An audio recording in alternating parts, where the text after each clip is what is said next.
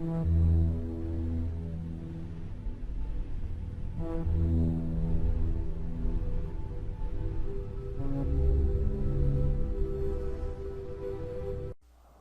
Torre de Babel y la confusión de lenguas.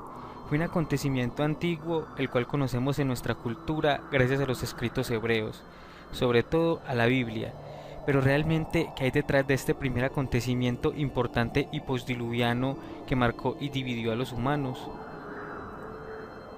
Para conocer de una manera un poco más profunda, pero sin llegar a conocer la realidad total de este acontecimiento, debemos retroceder hasta los albores de la civilización, a eso del inicio de un periodo conocido como el Neolítico. Después del diluvio universal, hace unos 12.900 años, y después de la terminación del Dry reciente, hace unos 11.500 años, el hombre nuevamente comenzó a prosperar. Nuevamente se trabajó la tierra para la producción de cultivos y se retomó el pastoreo, con animales domésticos para la producción de carne y leche. Con esta nueva sedentarización humana, donde muchos dejaron el nomadismo, empezaron a crecer los poblados y a construir ciudades con ladrillos y piedra. Es en inicios de esta época donde se construye la Torre de Babel en Mesopotamia, y acontece la confusión de lenguas. Pero ¿qué nos cuenta la Biblia con respecto a esto? En el libro del Génesis, en el capítulo 11, versículo desde el 1 hasta el 9, nos menciona: Tenía entonces toda la tierra una sola lengua y unas mismas palabras. Y aconteció que, cuando salieron de oriente, hallaron una llanura en la tierra de Senar, y se sentaron allí, y se dijeron los unos a los otros: Vamos, hagamos ladrillo y cosámoslos con fuego. Y les sirvió el ladrillo en lugar de piedra, y el asfalto en lugar de mezcla. Y dijeron: Vamos, edifiquemos una ciudad y una torre, cuya cúspide llegue al cielo, y hagámonos un nombre, no sea que seamos esparcidos sobre la faz de toda la tierra. Y descendió Dios para ver la ciudad y la torre que edificaban los hijos de los hombres. Y dijo Dios: He aquí el pueblo es uno, y todos estos tienen un solo lenguaje, y han comenzado a edificar, y ahora nada los hará desistir de lo que han pensado hacer. Ahora pues, descendamos y confundamos allí su lengua, para que ninguno entienda el habla de su compañero. Así los esparció Jehová desde allí sobre la faz de toda la tierra, y dejaron de edificar la ciudad. Por eso fue llamado el nombre de ella Babel, porque allí confundió Jehová el lenguaje de toda la tierra, y desde allí los esparció sobre la faz de toda la tierra. En este relato mencionado en la Biblia no nos menciona quiénes fueron los constructores de la torre, excepto que los constructores venían de Oriente. Este relato bíblico tampoco menciona sobre la destrucción de la torre, solo menciona que dejaron de edificarla después de la confusión de sus lenguas. Otro texto también de origen hebreo nos menciona sobre el relato mítico de la Torre de Babel. Este relato se encuentra en el libro apócrifo de los Jubileos y nos menciona este relato en el capítulo 10, versículo 18. En el primer año del segundo septenario del jubileo 33, Faleg tomó una mujer llamada Levana, hija de Senar. Esta le parió un hijo en el año cuarto de este jubileo, al que puso de nombre Reu, pues se dijo: Los hijos de los hombres han sido malos, ha concebido el perverso pensamiento de construirse una ciudad y una torre en la tierra de Senar. En efecto, habían emigrado de la tierra de Ararat a oriente, a Senar, y por aquel tiempo construyeron la ciudad y la torre. Mientras decían: Subamos por ella al cielo, comenzaron a construir y en el cuarto septenario cosían al fuego ladrillos, que luego utilizaban como piedras. El cemento con que las unían era asfalto, que brotaba del mar y de unos pozos de agua en la tierra de Senar. Los constructores tardaron unos 43 años. La altura fue de 5.433 codos y 2 palmos, la anchura unos 203 ladrillos cada uno, de una altura de 1/3 de sí propio, la extensión de un muro 3 estadios, y la del otro 30. Y nos dijo el Señor nuestro Dios: He aquí que son un solo pueblo y han comenzado a trabajar a una, y ya no cesarán. Ea, bajemos y confundamos sus lenguas, que no se entiendan unos a otros, y se dispersen por ciudades y naciones, de manera que no tengan plan común hasta el día del juicio. Descendió el Señor, y nosotros con él, a ver la ciudad y la torre que habían construido los hijos de los hombres. Mezcló todas las voces de su lengua, no entendiéndose ya unos con otros, y dejando la construcción de la ciudad y la torre. Por eso se llamó Babel toda la tierra de Senar, pues allí confundió el Señor todas las lenguas de los hijos de los hombres, y desde allí se dispersaron por todas sus ciudades, según sus lenguas y naciones. El Señor envió un gran viento a la torre que la tiró por tierra. Su emplazamiento estaba entre Asur y Babel, en el país de Senar, al que dio el nombre de ruina. Este relato nos ofrece muchos más datos, como por ejemplo el tiempo que duró la construcción, unos 43 años, la altura de la torre, de unos 5.433 codos, que serían en metros unos 2.483 metros, y nos menciona sobre la destrucción de la torre, donde el Señor envía un gran viento que tira la torre por fuera. Estos dos relatos acabados de mencionar nos hablan de la misma historia, pero es el del libro de los Jubileos que nos da más datos. Pero realmente, ¿qué había detrás de la construcción tan monumental que hasta el mismo Dios vino a verla junto con sus ángeles, donde no solo la destruyó, sino que confundió las lenguas? La Biblia nos menciona cómo los hombres, al no querer ser esparcidos por la tierra, decidieron en tierra de Senar, nombre que le daban los hebreos a las tierras de Sumeria en Mesopotamia, edificar una ciudad y una torre para hacerse un nombre.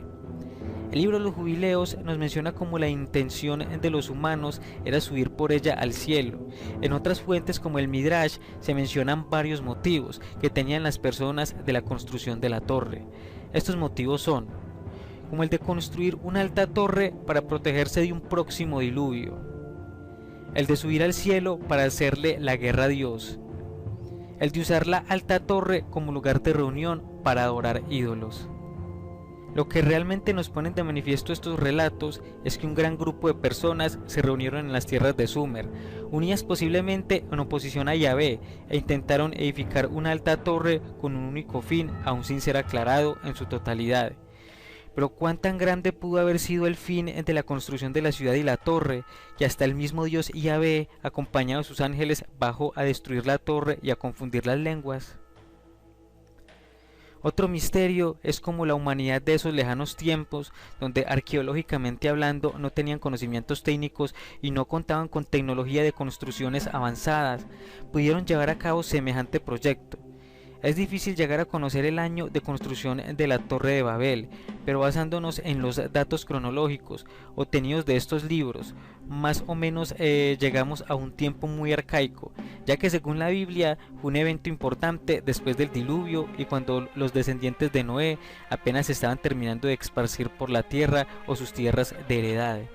Según el libro de los Jubileos, tiempo después de este acontecimiento, Ur, hijo de Kesed, fundó la ciudad de Ur, y según la arqueología, la antigua ciudad sumeria de Ur se fundó en el año 5000 a.C., es decir, hace unos 7000 años, siendo de este modo se empezó la construcción de la torre hace más de 7000 años y menos de 12.900 años, por lo cual este evento de la Torre de Babel y la confusión de lenguas se dio alrededor de hace 9000 años. Para esta época, arqueológicamente hablando, al humano por sí solo le quedaría muy complicado la construcción de una megatorre de tal magnitud, y sobre todo porque apenas estaba comenzando a construir poblados o pequeñas ciudades de ladrillo. Pero ¿quién o quiénes fueron los constructores de la Torre de Babel? De los constructores ni la Biblia ni el libro de los Jubileos nos menciona quiénes fueron. No mencionan nombres, ni etnias o linajes directos. La Biblia solo nos menciona que fueron unos pueblos que llegaron de Oriente, y la construcción se dio antes de ser esparcidos por la faz de la tierra.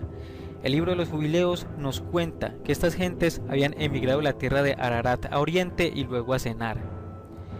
Estos dos libros, siendo las dos fuentes de la Torre de Babel más importantes, solo nos dan estas referencias que dejan más preguntas que respuestas. La tradición desde tiempos antiguos ha puesto al rey mesopotámico Nimrod, hijo de Cush, nieto de Can y bisnieto de Noé, como el constructor de la torre. La Biblia, aunque no nos dice que fue el constructor de la ciudad y la torre, sí le dedica un proverbio y un pasaje diferenciador con respecto a los otros descendientes de los hijos de Noé mencionados. Este pasaje bíblico nos narra lo siguiente en el capítulo 10, versículo 8 hasta el 12. Cush, engendró también a Nimrod. Este comenzó a ser prepotente en la tierra y en efecto era un cazador forzudo delante del Señor.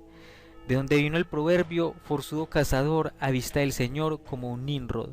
Y el principio de su reino fue Babilonia y Arak y Akkad y Calacne en tierras de Senar, de cuyo país salió Asur, el que fundó a Nínive y las plazas o grandes calles de la ciudad, y a Cale, y también a Reshun entre Nínive y Cale. Esta es la ciudad grande. Esta sería la mención más importante que se hace en la Biblia de Nimrod, y el libro de los jubileos apenas nos menciona su nombre. Como nos podemos dar cuenta, ni la Biblia ni el libro de los jubileos nos pone a Nimrod como el constructor. Pero algunas fuentes extrabíblicas, como algunos libros apócrifos y otros, lo ponen como un tirano en contra del Señor y autor intelectual e ideológico de la construcción de la ciudad y la Torre de Babel. Uno de estos escritos es un texto o libro conocido como Midrash, que realiza una investigación, interpretación y crítica para facilitar la comprensión bíblica o de la Torá. Este libro, con respecto a Nimrod, nos menciona cómo era un rey infame, el que incitó a todos a rebelarse contra Dios, de cómo incitó a la gente a servir a los ídolos, y también se menciona como un asesino a sangre fría. El texto cuenta cómo después de una guerra donde participaron él y sus parientes contra los descendientes de Jafet, guerra que Nimrod y sus parientes ganaron, fue nombrado rey e indujo a varias naciones, quizás en gran mayoría de su linaje por parte de Cam, a construir la torre. Literalmente nos lo menciona de la siguiente manera: Nimrod sugirió a la gente: construyamos una ciudad en la que podamos vivir todos juntos, levantemos allí una torre muy alta. La idea fue recibida con gran entusiasmo por todas las naciones. Mizraim le dijo a Cush, y Cush a Put, y Put a Canaán: construyamos una torre tan alta que llegue a los cielos. De Nimrod también se cuenta cómo vio en el cielo un manto negro y una corona, y de inmediato llamó a Sasán y le ordenó que le hiciera una corona como la que había visto.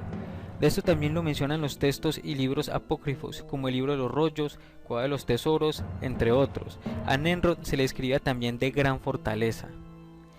Realmente Nimrod fue un personaje enigmático y muy importante hacia los albores de la civilización, siendo posiblemente no un humano normal, sino un semidios, según la descripción e importancia que se le da.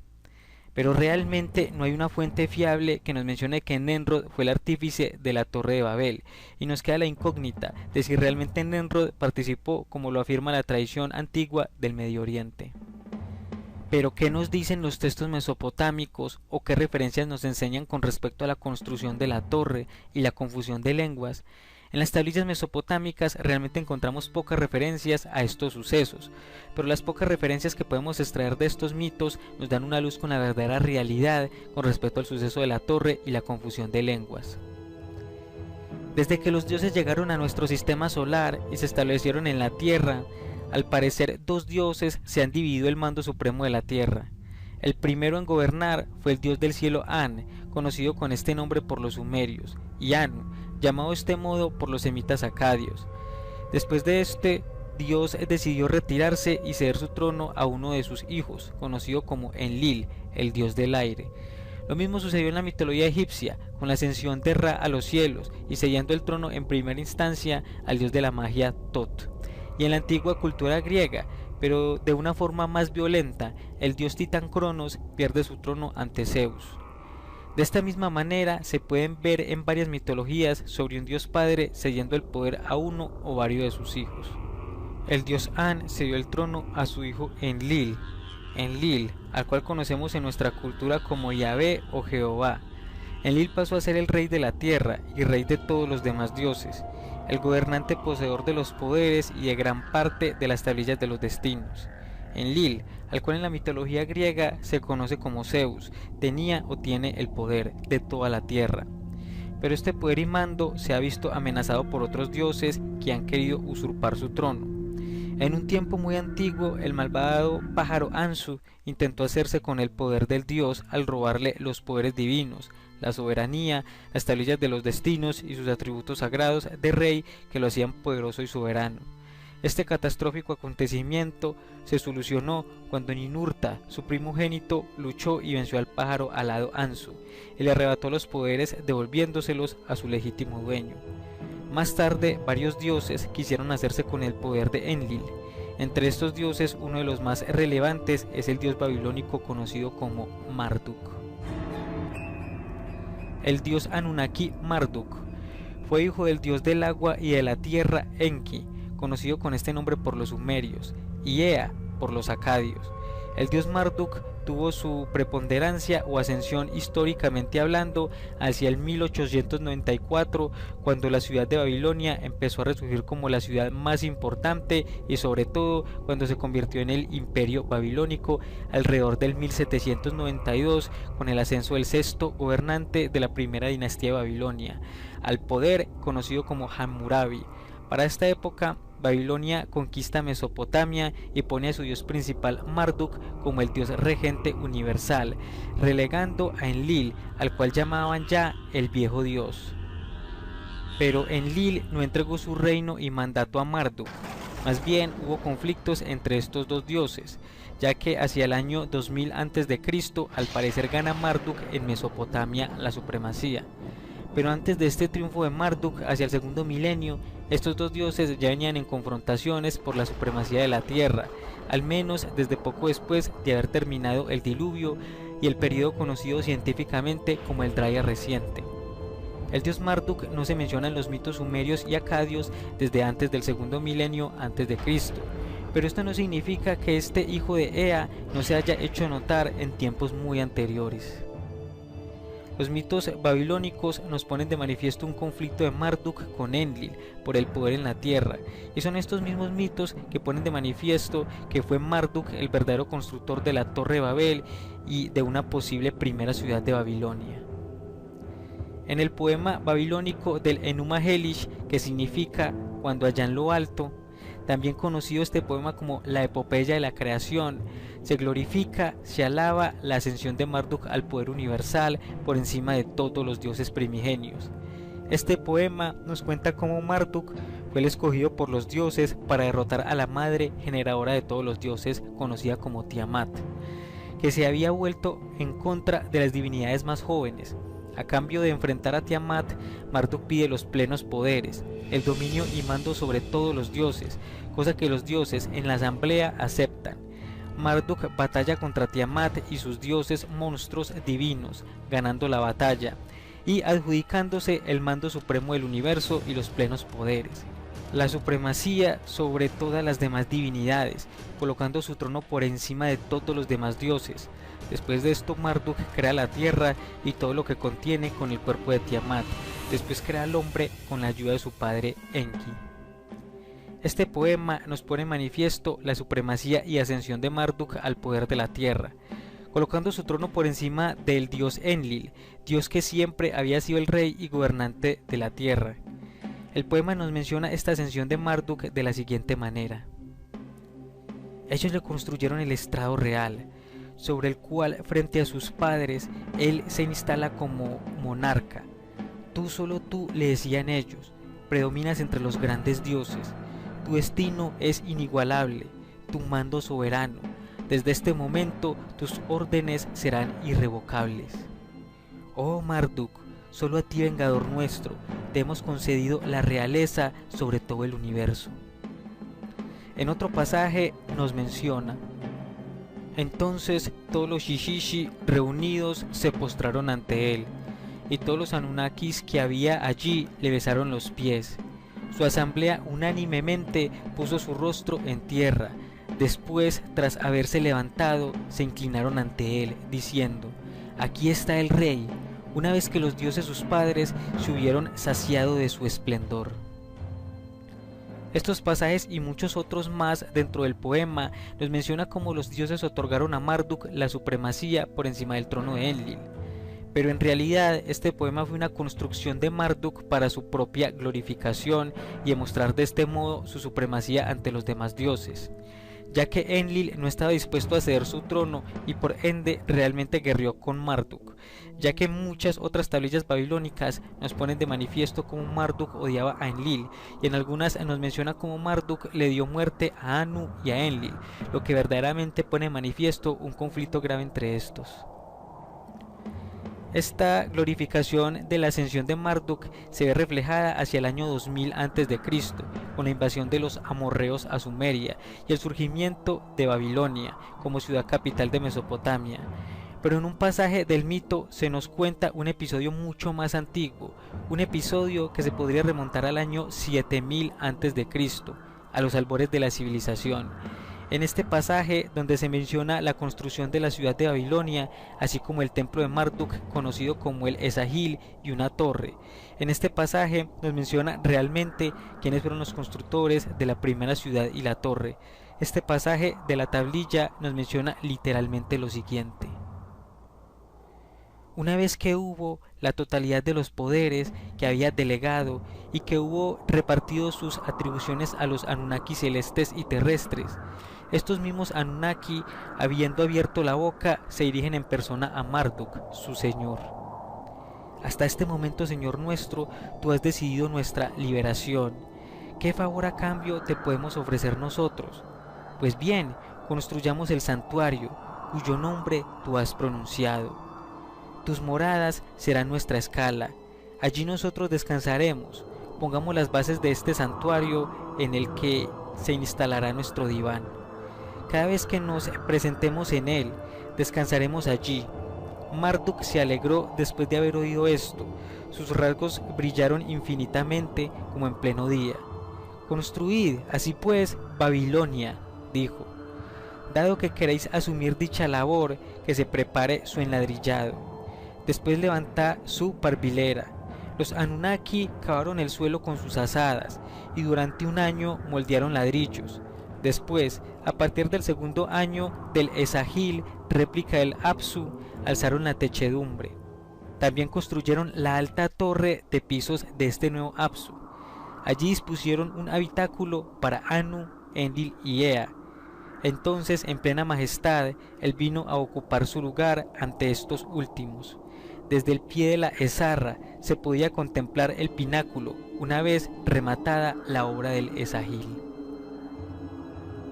En esta pequeña fracción de texto que forma parte del poema, nos podemos dar cuenta cómo fueron los mismos dioses Anunnaki, aquellos conocidos como los Shishishi, cómo se ofrecieron y cómo construyeron la primera versión de la ciudad de Babilonia, y más importante aún, el templo del Esagil con su alta torre de pisos, que realmente es la famosa Torre de Babel. Este texto nos menciona cómo fueron los mismos dioses los que intervinieron en la construcción de la torre, y por qué no contando con mano de obra humana, aunque no se mencione. Pero ¿cuán alta era esta torre? Según algunos estudios científicos, la torre pudo haber alcanzado hasta 3 kilómetros de altura, una torre más alta que cualquier torre o edificio construido por el hombre en tiempos modernos. Según estos estudios, si la torre hubiese sido construida con ladrillos secados al sol, esta solamente habría alcanzado unos 152 metros, pero la Biblia nos menciona en el capítulo 11, versículo 3, cómo los ladrillos fueron cocidos con fuego, lo que le da una resistencia de unas 7 veces mayor a los secados al sol, ya que al ser horneados a unos 800 grados aumenta su resistencia y por ende la capacidad de resistir más peso, lo que daría producto a una increíble altura máxima de 3 kilómetros. Pero no hay que olvidar que fueron los mismos dioses Anunnaki los artífices de la construcción comandados por Marduk, así que posiblemente usaron tecnología avanzadísima para la época. El templo de Marduk construido por los Anunnakis y Shishi era conocido como el Esagil, que significa templo del pináculo elevado, y la torre construida en este complejo era conocida por los babilonios como el Etemenanki, que significa la mansión de lo alto entre el cielo y la tierra, nombre que no nos menciona el poema, pero que según las evidencias arqueológicas y leyendas de algunos historiadores babilónicos y griegos, entre otros, nos mencionan de una alta torre escalonada tipo zigurat, de unos 7 pisos que medía 91 metros de altura, torre que fue destruida y restaurada en varias ocasiones y que muchos aseguraban era la famosa Torre de Babel, pero realmente esta torre del Etemenanki no era más que una reconstrucción a pequeña escala de la primera torre construida por los mismos dioses miles de años atrás. A esta torre del Etemenanki, según los relatos antiguos, el rey de Asiria, Sennacherib, la destruyó en el año 689 a.C. En 482 a.C., Jerjes, rey de Persia, causó graves daños a la torre. Nabopolassar, rey de Babilonia, hacia el 625 a.C., reconstruyó la torre y Nabucodonosor II, hacia el 630 a.C., también la vuelve de nuevo a reconstruir. Como nos podemos dar cuenta, esta torre, desde la primera torre construida por los Anunnaki hasta las reconstrucciones realizadas por los humanos, seguidores de Marduk, han sido destruidas y restauradas nuevamente desde tiempos tan antiguos, históricamente hablando, como desde el 2218 a.C., en el reinado de Shar-Kali-Sharri, rey de Akkad, que mencionaba sobre la reconstrucción de la torre. Gracias a todas estas destrucciones y reconstrucciones, nunca conoceremos cómo fue realmente la Torre de Babel. El dios Anunnaki Marduk, hijo de Enki, construyó la Torre de Babel como un desafío a Enlil y monumento de su propio poderío. Esta torre con su templo y la ciudad serían el refugio de los dioses Ishishi, fieles a Marduk, como nos lo menciona el poema, ya que en una parte nos menciona literalmente cómo los Ishishi tomaron morada en Babilonia. Tus moradas serán nuestra escala, allí nosotros descansaremos, pongamos las bases de este santuario, en el que se instalará nuestro diván, cada vez que nos presentemos en él, descansaremos allí. Todos los Anunnaki se reservaron allí sus lugares de culto, 300 Ishishi del cielo y 600 con los del Apsu, estaban en total allí reunidos. El Señor en el muy augusto emplazamiento que ellos le habían construido como habitáculo. Podemos observar cómo en estos pasajes que acabamos de analizar y en otros más, cómo Marduk quería construir Babilonia no solo como un santuario de su gloria, sino realmente como una base de Anunnakis en contra de Enlil. Una base donde posiblemente estarían muchos de los Ishishi o ángeles caídos, contrarios a Enlil Yahvé. Esta ciudad, con su templo palacial del Esagil y la alta torre, eran un desafío esplendoroso de Marduk al dios en jefe de la tierra. Marduk quería el poder de Enlil, pero Enlil no se lo dejaría arrebatar, así que fue a ver la ciudad y la torre que lo desafiaban, acompañado de sus dioses aliados, pudiendo también estar presentes Ninurta y Nana, sus dos hijos, y luego la destruyó con un arma que produjo un fuerte viento que la echó a tierra, como nos lo cuenta el libro de los Jubileos y otros mitos de esta torre. Pero allí, en las tierras de Sennar, no solo fue derribada la torre, allí también se confundieron las lenguas, según nos cuentan las fuentes hebreas, por obra y gracia de Yahvé, el Enlil mesopotámico. La Biblia y los otros textos de origen judaico nos relatan en que hubo un tiempo en que los humanos tenían un único lenguaje, unos únicos vocablos. Esto nos lo narra la Biblia en el capítulo 11, versículo 1, de la siguiente manera: no tenía entonces la tierra más que un solo lenguaje y unos mismos vocablos. En los mitos mesopotámicos también se nos menciona lo mismo, como por ejemplo en un mito sumerio conocido como el Merkar y el Señor de Arata. En la parte de su introducción nos hace la mención más antigua sobre el único lenguaje que habló la humanidad en tiempos remotos.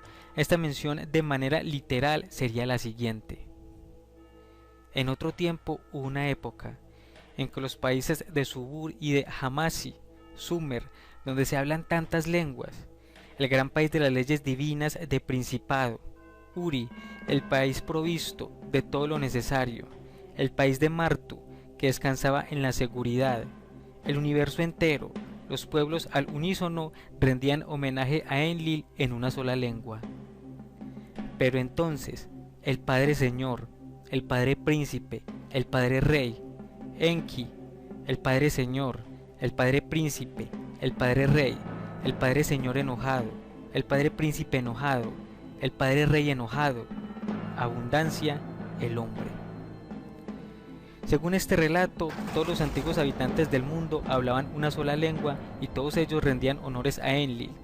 Pero Enki, el dios de la sabiduría, enojado y envidioso del poder y gloria de su hermano, decide realizar algo que deteriora la gloria y supremacía de Enlil.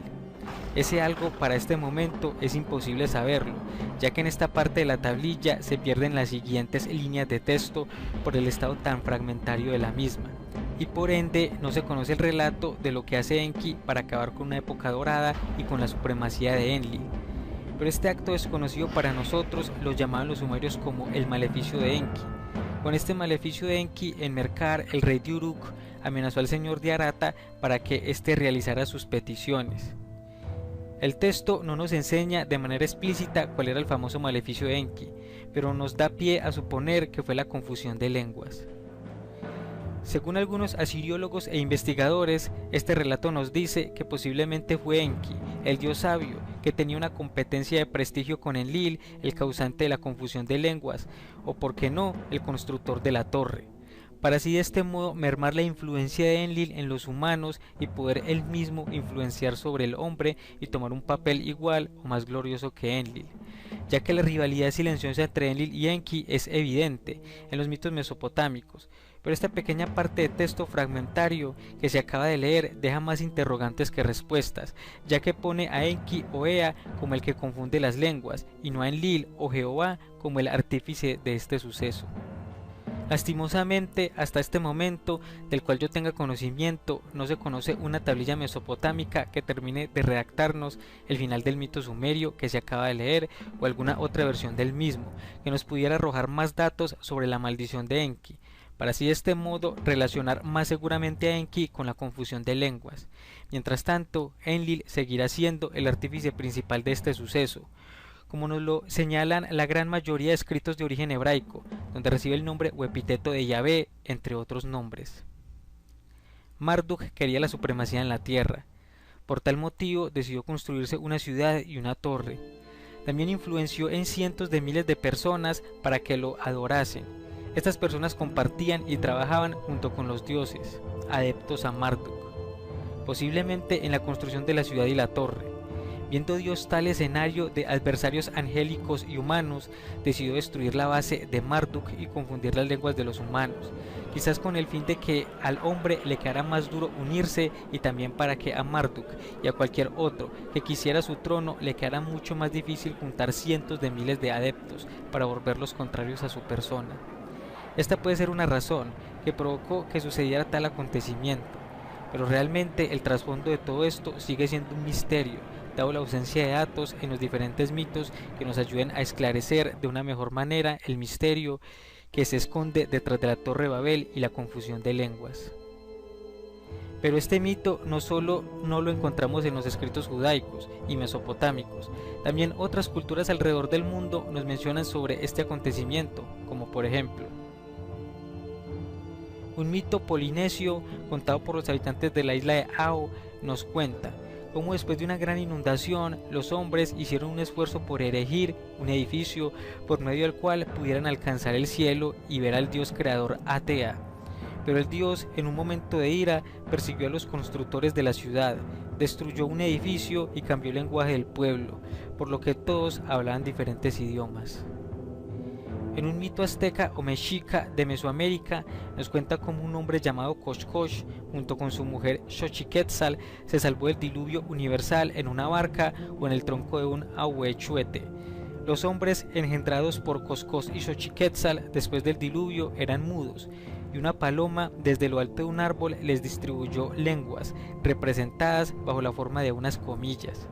Estas lenguas formaban diferentes idiomas y de igual forma no se podían entender. Los ticuna del Alto Amazonas dicen que todos los pueblos fueron una vez una sola y gran tribu, hablando todos el mismo idioma, hasta que en una ocasión ellos se comieron 2 huevos de colibrí. No se explica por qué, y de que posteriormente la tribu se dividió en muchos grupos y se dispersó por todas partes, porque nadie entendía lo que decían. La antigua cultura tolteca, ubicada anteriormente en Mesoamérica, nos cuenta cómo un gran diluvio destruyó el primer mundo 1716 años después que fue creado. Solamente pocas personas escaparon de esta inundación mundial en un arca cerrado. Después de que estas personas salieron del arca cerrada, vagaron alrededor de la tierra y encontraron un lugar donde construyeron un zacuali o una torre alta, en caso de que otro diluvio viniera sobre la tierra. Durante el tiempo del Zacuali se confundieron las lenguas de los toltecas, el trabajo de la alta torre se detuvo y ellos emigraron a diferentes partes de la tierra.